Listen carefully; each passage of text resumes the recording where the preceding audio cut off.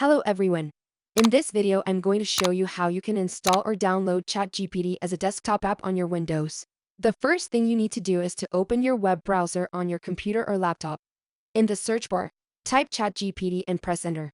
Select and click on the official ChatGPT website on the first option here. I'll also drop a link in the description down below. Before you can use ChatGPT, you need to sign in with your ChatGPT account or sign up if you don't have one. Once you create your ChatGPT account, just log in into your account. I will log in by using Google account here. Now, what you need to do, just click on this three-dot icon at the top right corner on Chrome. And then, click on this More Tools and there have option for Create Shortcut. Just click on here. You can customize the name of the shortcut ChatGPT.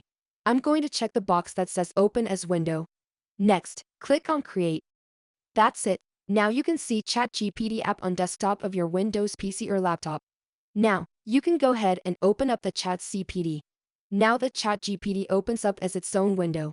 You also can find ChatGPT icon on your laptop or computer taskbar. I hope you found this tutorial helpful. Thanks for watching. See you in next video.